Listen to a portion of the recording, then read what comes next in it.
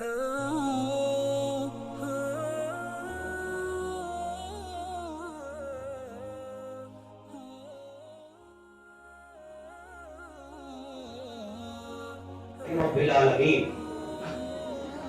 ایک مرتبہ عقیدت و محبت کے ساتھ بھیک دینے والے داتا و آقا مدنی تاجدار دونوں عالم کے مالک و مختار ہم بے قصوں کے کس بے بسوں کے بس بے چاروں کے چارہ غریبوں کے حامی یتیموں کے والی جناب محمد رسول اللہ صلی اللہ تعالی علیہ وسلم کے بارگاہ میں درود پاک کا نذرانہ پیش کریں. اللہم صلی علی سیدنا محمد و علی آل سیدنا محمد وسلم صلاۃ و سلام الحمدللہ. اس مجلس میں جو جمع ہوئے حاضر ہوئے یہ مجلس مولانا حافظ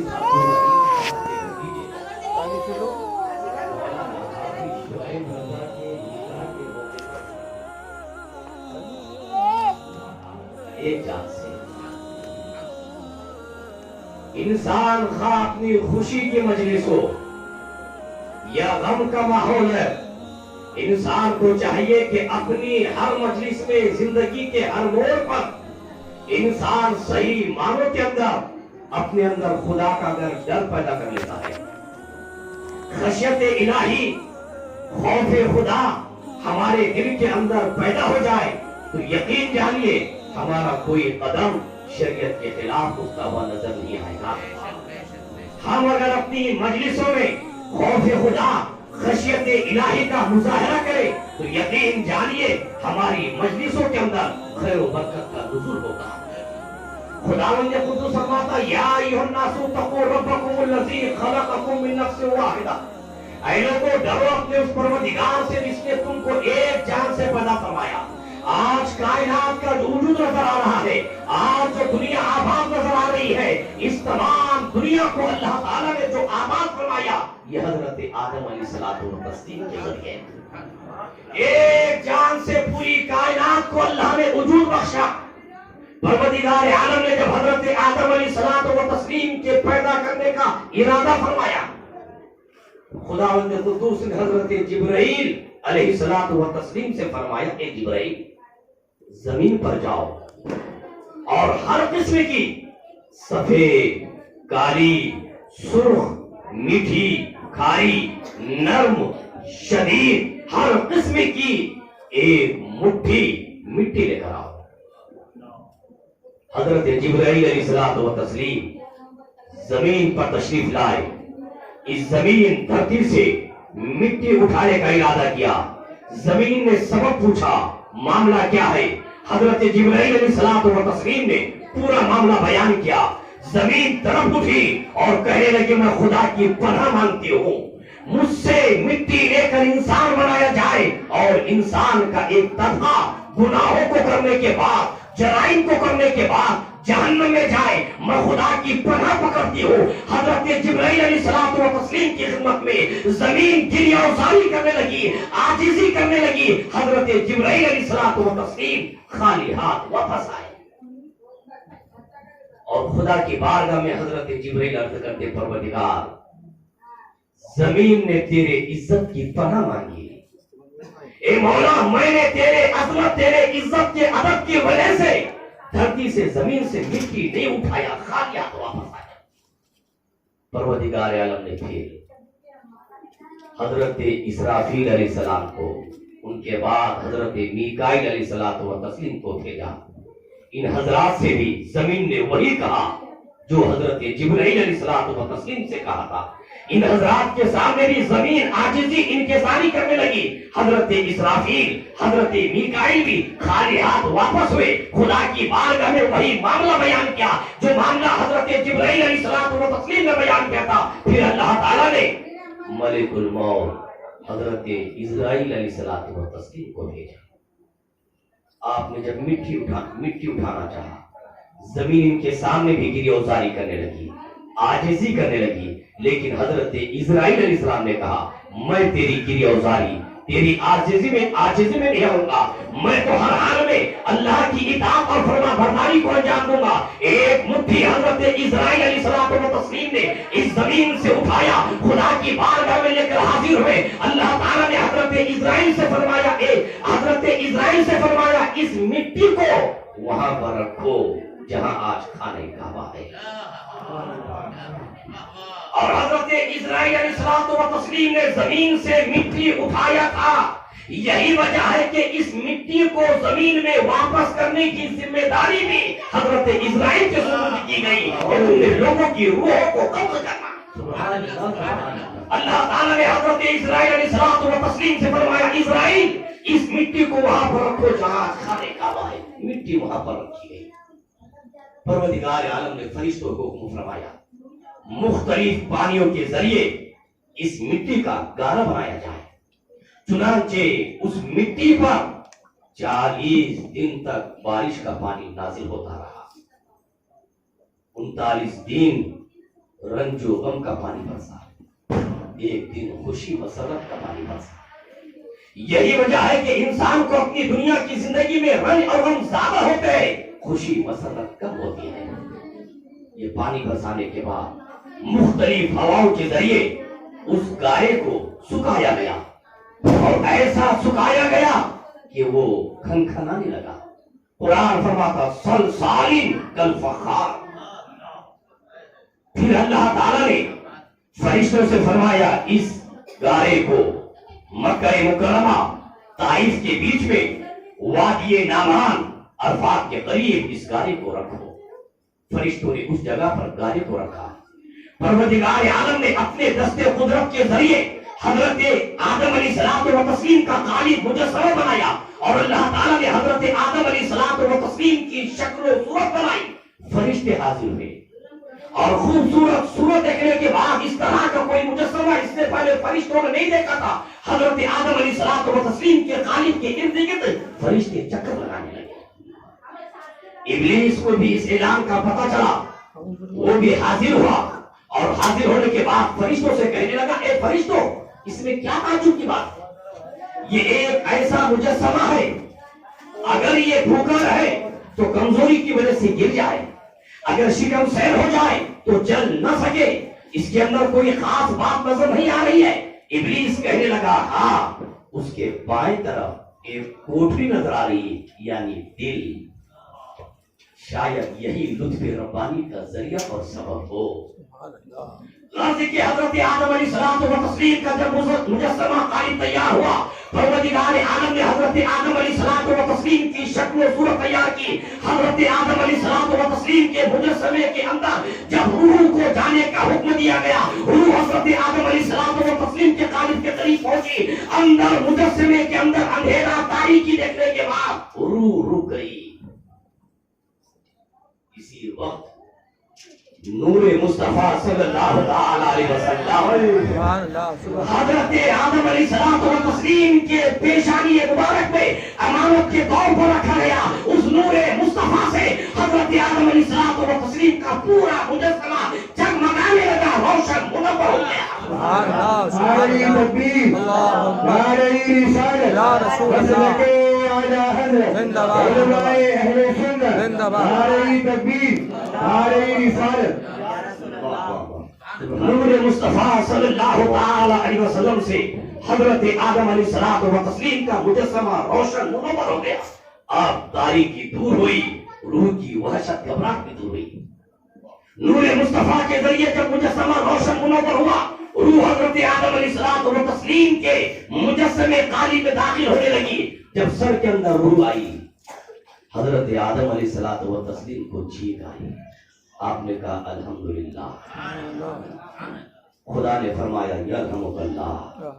یہی آج چھینکنے والے اور چھینک کو سننے والے کا جواب ہے۔ جو چھینکے اسے الحمدللہ کہنا چاہیے، سننے والے کو یرحمک اللہ کہنا چاہیے۔ اللہ تعالیٰ نے یرحمک اللہ کہا، روح جب گھٹنے تک پہنچی، ابھی پورے مجسمے تک روح نہیں پہنچی تھی۔ حضرت آدم علیہ الصلوۃ والتسلیم نے اٹھنا چاہا، حضرت آدم گر گئے۔ قرآن فرماتا خلق الانسان من اجل۔ پورے جسم کے اندر جب روح پہنچی، اللہ تعالیٰ نے حضرت آدم علیہ السلام و تسلیم سے کہا آدم فرشتوں کے پاس جاؤ انہیں سلام کہو اور ان کو جو سلام کا جواب دے وہ سلام اور سلام کا جواب تمہاری اولاد کا ہوگا۔ حضرت آدم علیہ السلام و تسلیم فرشتوں کے پاس گئے، کہا السلام علیکم، فرشتوں نے جواب دیا وعلیکم السلام ورحمۃ اللہ۔ اللہ نے فرمایا یہ آدم تمہارے اولاد کا سلام اور جواب ہے۔ حضرت آدم علیہ السلام و تسلیم خدا کی بارگاہ میں عرض کرتے مولا میری کون سی اولاد ہے؟ اللہ تعالیٰ نے حضرت آدم علیہ السلام و تسلیم کے پشت مبارک پر اپنا دست قدرت پھیرا جیسا کہ اس کے شان کے لائق تھا۔ خدا نے خاص توجہ فرمائی جیسے اللہ نے حضرت آدم علیہ السلام و تسلیم کے پشت مبارک پر توجہ فرمائی اپنا دست قدرت پھیرا، قیامت تک جتنے بھی انسان پیدا ہونے والے تھے ان کی تمام روحیں حضرت آدم علیہ السلام و تسلیم کے سامنے ظاہر ہو گئی۔ سبحان اللہ، نعرہ تکبیر، نعرہ رسالت، حضرت علامہ مولانا شفیق الرحمان صاحب قبلہ، نعرہ تکبیر، نعرہ رسالت۔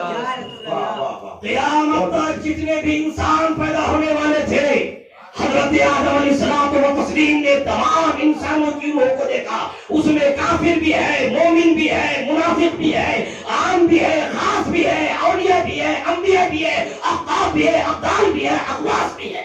سبحان اللہ، سبحان اللہ۔ تمام کی روحوں کو حضرت آدم علیہ السلام و تسلیم نے دیکھا۔ غور کیجئے جب قیامت تک پیدا ہونے والی ہر روح کو حضرت آدم علیہ السلام و تسلیم نے دیکھا، حضرت آدم کے علم کا یہ عالم ہے تو پھر رسول اللہ صلی اللہ علیہ وسلم کے علم پاک کا اندازہ کون لگا سکتا ہے؟ سیدنا امام احمد رضا خان فاضل بریلوی فرماتے اور کوئی غیب کیا تم سے میرا ہو بھلا جب نہ خدا ہی چھپا تم نے کرو سبحان اللہ، سبحان اللہ، سبحان اللہ، سبحان اللہ۔ کیا کہنے اللہ تعالیٰ نے حضرت علامہ مولانا شفیق الرحمان صاحب قبلہ زندہ باد، زندہ باد، نعرہ تکبیر، اللہ اکبر، مسلک اعلیٰ حضرت، زندہ باد، زندہ باد، شادی خانہ آبادی، زندہ باد، زندہ باد۔ یہی نور مصطفیٰ جب حضرت آدم علیہ السلام و تسلیم کے پیشانی میں تھا، حضرت آدم نے خدا کی بارگاہ میں عرض کیا مولا اس نور مصطفیٰ کو میرے جسم کے کسی ایسے حصے پر رکھتے جس سے میں بھی نور مصطفیٰ کی زیارت سے اپنے آپ کو مشرف کر سکوں۔ حضرت آدم کی عرض کرنے کے بعد اللہ تعالیٰ نے نور مصطفیٰ کو حضرت آدم کے مقدس انگوٹھے میں رکھ دیا۔ سبحان اللہ، جب حضرت آدم نے نور مصطفیٰ کو اپنے انگوٹھے میں دیکھا، عقیدت اور محبت کے ساتھ بوسہ دیا، چوما، آنکھوں سے لگایا۔ گویا نام مصطفیٰ سننے کے بعد انگوٹھوں کو چومنا یہ حضرت آدم کا طریقہ ہے، حضرت صدیق اکبر کا طریقہ ہے، صحابہ کرام کا طریقہ ہے، لیکن آج نادان رسول اللہ صلی اللہ علیہ وسلم کے نام پاک کو سننے کے بعد انگوٹھوں کو چومنا ناجائز کہتے ہوئے ذرا برابر شرم محسوس نہیں کرتے۔ یہ طریقہ آج کا نہیں ہے، حضرت آدم کا طریقہ ہے، حضرت صدیق اکبر کا طریقہ ہے، صحابہ کرام کا طریقہ ہے۔ ہم اس طریقے پر عمل کرتے ہوئے جب اذان کے اندر رسول اللہ کا مقدس نام پاک سنتے ہیں، عقیدت اور محبت کے ساتھ ہم بوسہ دیتے ہیں اور اپنے ہاتھوں سے لگا لیتے ہیں۔ سبحان اللہ، سبحان اللہ، سبحان اللہ، سبحان اللہ، یا ایھا الناس اتقوا ربکم الذی خلقکم من نفس واحدہ۔ سبحان اللہ، سبحان اللہ، سبحان اللہ۔ اے لوگوں ڈرو اپنے اس پروردگار سے جس نے تمہیں ایک جان سے پیدا فرمایا۔ سبحان اللہ، حضرت آدم سے دنیا میں کسی کا وجود نہیں تھا، حضرت آدم علیہ الصلوۃ والتسلیم کو اللہ تعالیٰ نے پیدا فرمایا۔ یا ایھا الناس اتقوا ربکم الذی خلقکم من نفس واحدہ وخلق منها زوجها۔ سبحان اللہ۔ انہی سے اللہ تعالیٰ نے ان کی بیوی حضرت حوا کو بھی پیدا فرمایا۔ جب حضرت آدم علیہ الصلوۃ والتسلیم زمین پر تشریف لائے، آپ اپنا کوئی ہم جنس نہیں دیکھ رہے، گھبراہٹ محسوس ہو رہی ہے۔ اللہ تعالیٰ نے جب دیکھا حضرت آدم علیہ السلام و تسلیم گھبراہٹ محسوس کر رہے، جمعہ کا دن تھا، حضرت آدم علیہ السلام و تسلیم آرام کر رہے تھے، آپ کی بائیں پھسلی کے ذریعے فرشتوں نے خداوند قدوس کے حکم سے حضرت حوا کو پیدا فرمایا۔ حضرت آدم علیہ السلام و تسلیم کو کوئی تکلیف نہیں۔ حضرت آدم علیہ السلام و تسلیم بیدار ہونے کے بعد اپنے قریب انسان کے جنس کی جب حضرت حوا کو دیکھا، حضرت آدم نے ہاتھ لگانے کا ارادہ کیا۔ غیب سے آواز آئی، آدم پہلے ان کا مہر ادا کرو، بعد میں ہاتھ لگانا۔ حضرت آدم عرض کرتے یار اے پروردگار ان کا مہر کیا ہے؟ خدا فرماتا ہے کہ آدم میرے محبوب محمد مصطفیٰ پر 10 مرتبہ درود پاک کا نذرانہ پیش کرو، یہ وہ مہر ہوگا۔ اللہ اکبر۔ حضرت آدم علیہ السلام نے رسول اللہ صلی اللہ علیہ وسلم پر درود پاک کا نذرانہ پیش کرا، اور فرشتوں کی موجودگی میں حضرت آدم کا حضرت حوا سے نکاح منعقد ہوا۔ اے لوگوں ڈرو اپنے اس پروردگار سے جس نے تمہیں ایک جان حضرت آدم سے پیدا فرمایا اور انہی سے حضرت حوا کو بھی پیدا فرمایا۔ حضرت حوا حضرت آدم کی بائیں پسلی سے پیدا کی گئی۔ یہی وجہ ہے کہ حدیث پاک میں آتا ہے اللہ کے نبی صلی اللہ علیہ وسلم فرماتے ہیں کہ عورت بائیں پسلی سے پیدا کی گئی، اسے درست کرنے کی کوشش نہ کرو، اگر درست کرنے کی کوشش کرو گے وہ ٹوٹ جائے گی لیکن درست نہیں ہو پائے گی۔ تم اس سے نفع تو حاصل کر سکتے ہو، فائدہ تو حاصل کر سکتے ہو، لیکن اس ٹیڑھی پسلی کو درست کرنے کی کوشش نہ کرو، اسی حالت میں اس سے نبھا کرو۔ اگر وہ ٹیڑھی پسلی ہونے کی وجہ سے تمہاری مرضی کے خلاف کوئی کام کرتی ہے، اس سے تمہیں تکلیف پہنچتی ہے، تو شوہر کی یہ ذمہ داری ہوتی ہے کہ معمولی بات پر اس پر خفا نہ ہو، جلال کا مظاہرہ نہ کرے۔ اگر اس سے کوئی خطا سرزد ہوتی ہے، اگر اس کو برداشت بھی کرے گا، اللہ تعالیٰ اس پر اسے اجر و ثواب دے گا۔ اور ہرگز سیدھی کرنے کی کوشش نہ کرو، ٹوٹ جائے گی، جدائی واقع ہو جائے گی، وہ سیدھی ہو نہیں سکتی۔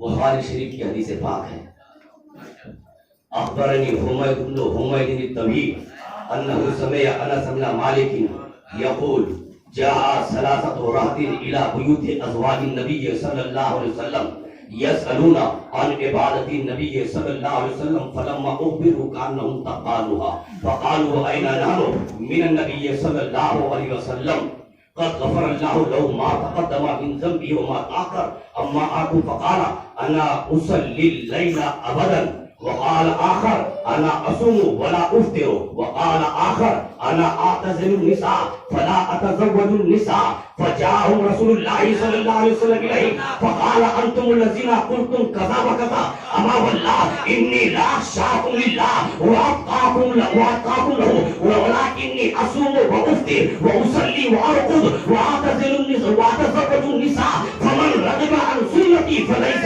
مني۔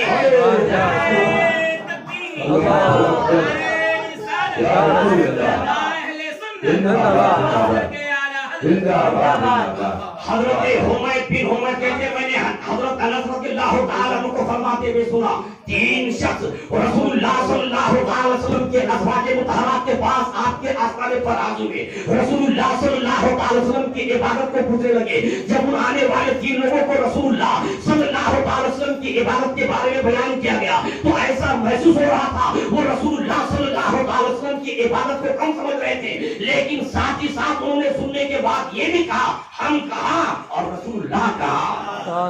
رسول اللہ کی تو ایسی مقدس اعلیٰ شان ہے کہ اللہ تعالیٰ نے گزشتہ اور آئندہ آنے والے تمام زمانوں میں آپ کو گناہ سے محفوظ اور معلوم فرما دیا، آپ سے کوئی گناہ سرزد ہو ہی نہیں سکتا، لیکن اس کے باوجود ان تینوں میں سے ایک شخص کہنے لگا میں ہمیشہ نماز پڑھوں گا، کبھی آرام نہیں کروں گا۔ دوسرا شخص کہنے لگا میں ہمیشہ روزے سے رہوں گا، کبھی روزہ نہیں چھوڑوں گا۔ تیسرا شخص کہنے لگا میں عورتوں سے دور رہوں گا، کبھی نکاح نہیں کروں گا۔ یہ آپس میں گفتگو کر رہے تھے، اسی درمیان اللہ کے نبی صلی اللہ تعالی علیہ وسلم تشریف لائے۔ اللہ کے نبی نے فرمایا میں نے تمہاری گفتگو کو سنا، تم نے اس طرح کی گفتگو کی۔ اللہ کے نبی فرماتے ہیں خدا کی قسم میں تم لوگوں میں سب سے زیادہ اللہ سے ڈرنے والا ہوں، تم لوگوں سے زیادہ میرے اندر تقویٰ پایا جاتا ہے، لیکن میرا حال یہ ہے میں نماز بھی پڑھتا ہوں اور کچھ آرام بھی کرتا ہوں، فرائض کے بعد نوافل میں مشغول رہتا ہوں، لیکن کچھ آرام بھی کرتا ہوں، روزہ بھی رکھتا ہوں اور کبھی نفل روزوں کو چھوڑتا بھی ہوں، اور میں عورتوں سے نکاح بھی کرتا ہوں۔ اللہ کے نبی صلی اللہ علیہ وسلم فرماتے ہیں فمن رغب عن سنتی فلیس منی، جو جو اس میرے طریقے سنت کو چھوڑے وہ مجھ میں سے نہیں ہے۔ اسلام ہمیں بیابان اور جنگل میں جا کر اللہ کی عبادت کرنے کا حکم نہیں دیتا ہے۔ انسان اللہ تعالیٰ اسلام ہمیں اپنے بال بچوں اور سماج میں رہتے ہوئے اپنے بال بچوں کے لیے رزق حلال کمانا اور رزق حلال کی کوشش کرنا اور اپنے بال بچوں میں زندگی گزارنا، اسلام ہمیں اس بات کی تعلیم دیتا ہے۔ اور سماج اور معاشرے میں رہتے ہوئے ہم اپنی اولاد کے لیے رزق حلال کی تلاش میں رہیں گے۔ رزق حلال کی تلاش میں بھی اللہ ہمیں اجر و ثواب عطا فرمائے گا۔ حدیث پاک ہے عن ابی ہریرہ عن النبی صلی اللہ علیہ وسلم قال تنكح المرأة لأربعين لمالها ولحسبها وجمالها ولدينها فاظفر بذات الدين۔ حضرت ابو ہریرہ رضی اللہ تعالیٰ عنہ حدیث پاک پر بات کرتے ہیں، اللہ کے رسول صلی اللہ تعالیٰ علیہ وسلم نے فرمایا عام طور پر انسان 4 چیزوں کو مد نظر رکھ کر اپنے نگاہوں میں رکھ کر نکاح اور شادی کرتا ہے۔ جب کسی کے پاس نکاح کا پیغام بھیجا جاتا ہے، کسی لڑکی کے پاس نکاح کا پیغام بھیجا جاتا ہے تو عام طور پر انسان ان 4 باتوں پر غور کرتا ہے۔ لمالہا، پہلے دیکھتا ہے کہ اس کے پاس مال و اسباب ہے یا نہیں۔ انسان دیکھتا ہے اسے وہ عزت کا مقام اسے حاصل ہے یا نہیں۔ انسان دیکھتا ہے خوبصورت ہے یا نہیں، اور انسان دیکھتا ہے کہ دین ہے یا نہیں۔ اللہ کے نبی صلی اللہ علیہ وسلم فرماتے ان تمام چیزوں میں فاظفر بذات الدین، تم سب سے پہلے دین دیکھو۔ غور کرنے کا مقام ہے۔ آج دنیا رشتہ کرتی ہے، مال و اسباب دیتی ہے، سسرے کے پاس کتنی دولت ہے، سسرے کے پاس کتنی زمین جائیداد ہے، سسرے کے پاس کتنی پراپرٹی ہے، ہمیں کتنا مال ملے گا، ہمیں کتنا جہیز ملے گا۔ ظاہری حسن و جمال کو دیکھا جاتا ہے، لیکن ہمارے نبی نے فرمایا تم نہ مال دیکھو، نہ عزت دیکھو، نہ جمال دیکھو، اگر دیکھو تو دین دیکھو۔ تکبیر، رسالت، سنت۔ حضرت علامہ مولانا شفیق الرحمان صاحب قبلہ، علامہ مولانا حفیظ الرحیم صاحب قبلہ، علماء اہل سنت، مسلک اعلیٰ حضرت، سبحان اللہ سبحان اللہ۔ آج دنیا دین کو چھوڑ رہی ہے اور آگے چلی جا رہی ہے۔ اور یاد رکھو شرعی طور پر اگر لڑکے اور لڑکی کا دین مذہب ایک نہیں ہوگا، ایمان سے اگر دور ہوں گے، اگر نکاح کے وقت بھی دونوں کا دین مذہب اسلام نہیں ہوگا، ایمان نہیں ہوگا، تو وہ نکاح ہرگز منعقد نہیں ہو سکتا۔ وہ سراسر حرام کاری ہوگی، وہ زنا ہوگا۔ جب تک دونوں کا دین اور مذہب نکاح کے وقت ایک نہیں ہوگا، وہ نکاح منعقد نہیں ہو سکتا۔ تو ہماری ذمہ داری ہوتی ہے کہ ان تمام چیزوں کے ساتھ ساتھ سب سے پہلے ہم دینداری دیکھیں، اور یقیناً جب دین ہوگا تو ماں کی گود بچے کا پہلا اسکول ہوتی ہے۔ سب سے پہلے یہاں پر تربیت ہوتی ہے، اور یہاں ماں کی گود میں جیسی تربیت ہوگی آگے چل کر شہزادہ ویسا ہی شاہکار بنے گا۔ لیکن افسوس آج کا مسلمان دین کو سب سے پیچھے رکھتا ہے، مال و دولت دیکھتا ہے، ظاہری حسن و جمال دیکھتا ہے، عزت دیکھتا ہے، لیکن ہمارے نبی نے ہمیں یہ ذہن دیا کہ سب سے پہلے تم دین دیکھو۔ حدیث پاک ہے عن عبداللہ بن مسعود قال قال رسول اللہ صلی اللہ علیہ وسلم یا معاشر الشباب من استطاع منکم الباءۃ فلیتزوج فإنه أغض للبصر وأحسن للفرج ومن لم يستطع فعليه بالصوم فإنه له وجاء۔